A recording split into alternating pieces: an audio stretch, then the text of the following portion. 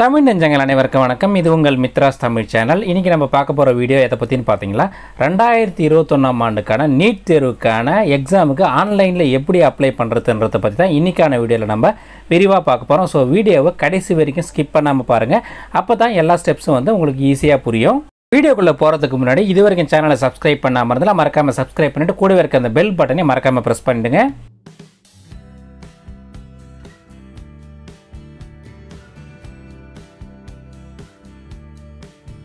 கூகுளில் போய்ட்டு NDA நீட்னு search பண்ணிங்கன்னா இந்த பேஜ் வந்து டிஸ்பிளே ஆகும். இதில் ஃபஸ்ட்லேயே வந்து பார்த்தீங்கன்னா என்டிஏ நீட்டோட வெப்சைட்டோட லிங்க்கை கொடுத்துருக்காங்க. அந்த லிங்க்கை கிளிக் பண்ணிங்கன்னா இந்த பேஜ் வந்து டிஸ்பிளே ஆகும். நானும் வெப்சைட்டோட லிங்க்கை வந்து டிஸ்கிரிப்ஷன்லேயும் கொடுத்துருக்கேன், செக் பண்ணி பார்த்துங்க. இந்த பேஜில் லெஃப்ட் சைடில் பார்த்தீங்கன்னா இன்ஃபர்மேஷன் புல்லட்டின்னு ஒரு லிங்க் ஒன்று கொடுத்துருக்காங்க. அந்த லிங்க்கை கிளிக் பண்ணிங்கன்னா இந்த அப்ளிகேஷனை நீங்கள் எப்படி ஃபில் பண்ண என்னென்ன வழிமுறைகள் எல்லாமே வந்து டீட்டெயிலாக கொடுத்துருக்காங்க. அதை கிளிக் பண்ணி நீங்கள் முழுமையாக படித்து பார்த்துட்டு அதுக்கப்புறம் உங்கள் ஆன்லைன் அப்ளிகேஷனை ஃபில் பண்ண ஸ்டார்ட் பண்ணுங்கள். இந்த பேஜில் கீழே பார்த்தீங்கன்னா ஃபில் அப்ளிகேஷன் ஃபார்ம்னு ஒரு பட்டன் இருக்கா, அந்த பட்டனை ப்ரெஸ் பண்ணிங்களா இந்த பேஜ் வந்து டிஸ்பிளே ஆகும். இந்த பேஜில் லெஃப்ட் சைடில் பார்த்தீங்கன்னா நியூ ரிஜிஸ்ட்ரேஷன் ஒரு பட்டன் இருக்கா, அந்த பட்டனை வந்து ப்ரெஸ் பண்ணுங்கள். அதுக்கப்புறம் இந்த பேஜ் வந்து டிஸ்பிளே ஆகும். இதில் வந்து பார்த்தீங்கன்னா நிறைய இன்ஸ்ட்ரக்ஷன் எல்லாமே கொடுத்துருக்காங்க. அதாவது எக்ஸாம் ஃபீஸ், அதுக்கப்புறம் மற்ற டீட்டெயில்ஸ் எல்லாமே வந்து கொடுத்துருக்காங்க. எல்லாத்தையும் படிச்சுட்டு அப்படியே ஸ்க்ரோல் பண்ணிங்களா கிளிக் ஹியர் டு ப்ரொசீட்னு ஒரு பட்டன் இருக்குது. அதுக்கு முன்னாடி பார்த்தீங்கன்னா இந்த செக் பாக்ஸை டிக் பண்ணிவிட்டு அந்த பட்டனை வந்து ப்ரெஸ் பண்ணுங்கள். அதுக்கப்புறம் இந்த பேஜில் வந்து ஃபஸ்ட்டு வந்து யார் அப்ளை பண்ணுறாங்களோ அவங்களோட நேமை வந்து அவங்க 10th மார்க்ஸில் எப்படி இருக்கோ அதே மாதிரி வந்து கரெக்டாக வந்து தப்பு இல்லாமல் வந்து என்ட்ரு பண்ணுங்கள். அதுக்கு அடுத்தது பார்த்தீங்கன்னா அவங்க ஃபாதர் நேம், அதுக்கப்புறம் அவங்க மதர் நேமை என்ட்ரு பண்ணுங்கள். அதுக்கப்புறம் உங்கள் டேட் ஆஃப் பர்த், அதுக்கப்புறம் மேலா ஃபீமேலா, அதுக்கப்புறம் பார்த்தீங்கன்னா நேஷனாலிட்டியை செலக்ட் பண்ணுங்கள். அதுக்கப்புறம் பார்த்தீங்கன்னா ஐடென்டிட்டி டைப்னு ஒரு ஆப்ஷன் இருக்கும். அதில் வந்து பார்த்தீங்கன்னா ஆதார் கார்டு, ஓட்டர் ஐடி, அது மாதிரி நிறைய ஆப்ஷன்ஸ் கொடுத்துருப்பாங்க. நீங்கள் எதை யூஸ் பண்ணணும்னு நினைக்கலாம் அதை வந்து செலக்ட் பண்ணுங்கள். ஆதார் கார்டு நீங்கள் ஆப்ஷனை சூஸ் பண்ணிங்களா லாஸ்ட் 4 டிஜிட்டோட, அதாவது ஆதார் கார்டோட லாஸ்ட் 4 டிஜிட்டை வந்து என்ட்ரு பண்ண வேண்டியது இருக்கா, அது எல்லாத்தையும் என்ட்ரு பண்ணுங்கள். அதுக்கு அடுத்தது உங்கள் ப்ரெசென்ட் அட்ரஸ், அதுக்கப்புறம் உங்கள் மொபைல் நம்பர், அதுக்கப்புறம் இமெயில் ஐடியை கொடுங்க. மொபைல் நம்பர் இமெயில் ஐடியை பொறுத்த வரைக்கும் பார்த்தீங்கன்னா ஆக்டிவில் இருக்க உங்கள் மொபைல் நம்பர் அப்புறம் இமெயில் ஐடி கொடுங்க. ஏன்னா எல்லா வித கம்யூனிகேஷன்ஸுமே பார்த்தீங்கன்னா உங்கள் மொபைல் நம்பருக்கும் இமெயில் ஐடிக்கு மட்டுமே தான் அனுப்புவாங்க. அதுக்கு அடுத்தது உங்கள் பர்மனெண்ட் அட்ரஸ் டீட்டெயில்ஸை கொடுங்க. சேம் அட்ரஸாக இருந்தால் சேம் as ப்ரெசென்ட் அட்ரஸ்ன்னு இருக்க அந்த பாக்ஸை வந்து டிக் பண்ணிங்க. அதுக்கு அடுத்தது உங்கள் ஆன்லைன் அப்ளிகேஷனை லாகின் பண்ணுறதுக்கு ஒரு பாஸ்வேர்டை வந்து நீங்கள் செட் பண்ண வேண்டியது இருக்கும். அதுக்கான பாஸ்வேர்டு வந்து இந்த இடத்துல நீங்கள் செட் பண்ணிங்க. அதுக்கு அடுத்தது செக்யூரிட்டி கொஸ்டின்னு ஒரு ஆப்ஷன் இருக்கும். அதில் பார்த்தீங்கன்னா 4-5 கொஸ்டின்ஸ் இருக்கும். அதுக்கான ஆன்சரை வந்து நீங்களே சூஸ் பண்ண வேண்டியது இருக்கும். அதையும் செட் பண்ணுங்கள். அதுக்கப்புறம் பார்த்தீங்கன்னா கீழே ஒரு செக்யூரிட்டி பின் இருக்கும். அந்த செக்யூரிட்டி பின்னையை வந்து என்ட்ரு பண்ணுங்கள். எல்லாத்தையும் என்ட்ரு பண்ணிவிட்டு கீழே இருக்க சப்மிட் பட்டனை வந்து ப்ரெஸ் பண்ணுங்கள். சப்மிட் பட்டனை ப்ரெஸ் பண்ணால் இந்த மாதிரி ஒரு கன்ஃபர்மேஷன் ஒன்று கேட்கும். இதில் வந்து பார்த்தீங்கன்னா எல்லா டீட்டெயில்ஸும் கரெக்டாக இருந்தால் மட்டும் நீங்கள் ஃபைனல் சப்மிட் கொடுங்க. அப்படி இல்லைனா நீங்கள் எடிட் பண்ணிக்கலாம். ஃபைனல் சப்மிட் பண்ணிட்டா அதுக்கப்புறம் எடிட் பண்ண முடியாது, அதை ஞாபகம் வச்சுங்க. அதுக்கப்புறம் இந்த பேஜில் வந்து பார்த்தீங்கன்னா உங்கள் நேம், அதுக்கப்புறம் உங்கள் ஃபாதர் நேம், அது மாதிரி எல்லா டீட்டெயில்ஸும் வந்து கரெக்டாக இருந்தால் எல்லாத்தையும் டிக் பண்ணிவிட்டு கீழே இருக்க டெக்ளரேஷனில் வந்து பார்த்தீங்கன்னா ஐ அக்ரின்னு இருக்கும். அதையும் வந்து டிக் பண்ணிவிட்டு கீழே இருக்க சப்மிட் பட்டனை வந்து ப்ரெஸ் பண்ணுங்கள். அதுக்கப்புறம் இந்த பேஜ் வந்து டிஸ்பிளே ஆகும். இதில் வந்து பார்த்தீங்கன்னா டோட்டலாக வந்து 4 ஸ்டேஜஸ் இருக்குது. கீழே அப்படியே ஸ்க்ரோல் பண்ணிங்களா அப்ளிகேஷனை ஃபில் பண்ணுறதுக்கு ஒரு பட்டன் கொடுத்துருக்காங்க. அந்த பட்டனை வந்து ப்ரெஸ் பண்ணுங்கள். அதுக்கப்புறம் இந்த அப்ளிகேஷன் பேஜ் வந்து டிஸ்பிளே ஆகும். இதில் ஆல்ரெடி பார்த்தீங்கன்னா உங்கள் நேம், அதுக்கப்புறம் உங்கள் father name, date of birth, அந்த மாதிரியான பேசிக் டீட்டெயில்ஸ் எல்லாம் வந்து ஆல்ரெடி வந்து டிஸ்பிளே ஆகிட்டு இருக்கும். அதுக்கப்புறம் பார்த்தீங்கன்னா நீங்கள் எந்த ஸ்டேட்டை சேர்ந்தவர், அதுக்கப்புறம் பார்த்தீங்கன்னா எந்த கேஸ்ட் கேட்டகரி, அது எல்லாத்தையும் வந்து சூஸ் பண்ணுங்கள். அடுத்தது பார்த்தீங்கன்னா நீங்கள் வந்து ஒரு மாற்றுத்திறனாளியான்னு கேட்கும். நீங்கள் அந்த கேட்டகரியில் வந்து அந்த ஆப்ஷனை வந்து சூஸ் பண்ணுங்கள்.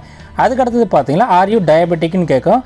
சுகர் பேஷண்ட்ஸ் யாராவது இருந்தால் அதுக்கு எஸ் கொடுங்க, அப்படி இல்லைனா நோன் கொடுங்க. அதுக்கப்புறம் கண்ட்ரி ஆஃப் ரெசிடென்ஸில் வந்து பார்த்தீங்கன்னா இந்தியான்னு கொடுங்க. அதுக்கடுத்தது பார்த்தீங்கன்னா do you intend to wear customary dress contrary to the dress code while appearing in NEET UG 2021 இருக்கும். அதில் வந்து எஸ் கொடுங்க. அடுத்தது பார்த்தீங்கன்னா கொஸ்டின் பேப்பர் மீடியம்னு ஒரு ஆப்ஷன் இருக்குது. அதில் வந்து பார்த்தீங்கன்னா இங்கிலீஷ், தமிழ், ஹிந்தி, அது மாதிரி நிறைய ஆப்ஷன்ஸ் கொடுத்துருப்பாங்க. உங்கள் கொஸ்டின் பேப்பர் வந்து எந்த லாங்குவேஜில் உங்களுக்கு தேவையோ அந்த லாங்குவேஜை வந்து நீங்கள் சூஸ் பண்ண வேண்டியது இருக்கும்.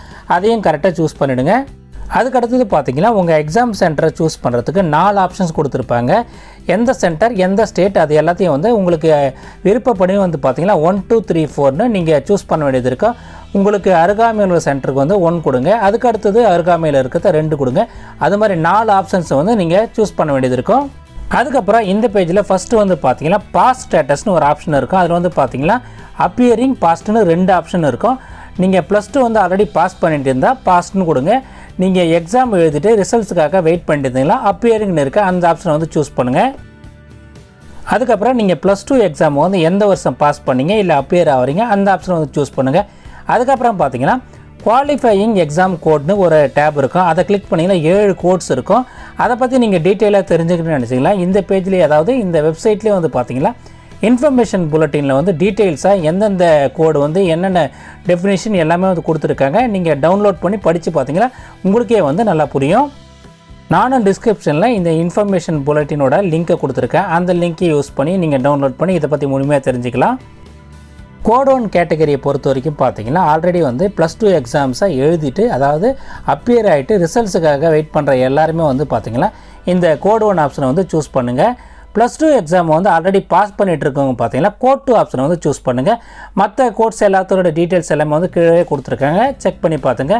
மோஸ்ட்லி பார்த்தீங்கன்னா கோட் 1 கோட் 2 தான் வந்து +2 எக்ஸாமை பாஸ் பண்ண கேண்டிடேட்ஸுக்கு வந்து வரும். அதுக்கு அடுத்தது பார்த்தீங்கன்னா பிளேஸ் ஆஃப் ஸ்கூலிங்கில் வந்து பார்த்தீங்கன்னா ரூரலாக அர்பனாக அதை வந்து சூஸ் பண்ணுங்கள். அதுக்கப்புறம் பார்த்தீங்கன்னா டைப் ஆஃப் ஸ்கூலில் வந்து பார்த்தீங்கன்னா கவர்மெண்ட்டாக ப்ரைவேட்டாக அதுக்கப்புறம் எய்டடாக அது மாதிரி ஆப்ஷன்ஸ் இருக்கும். நீங்கள் எந்த மாதிரியான ஸ்கூலில் படிச்சிங்களோ அந்த டீட்டெயில்ஸை வந்து செலக்ட் பண்ணுங்கள்.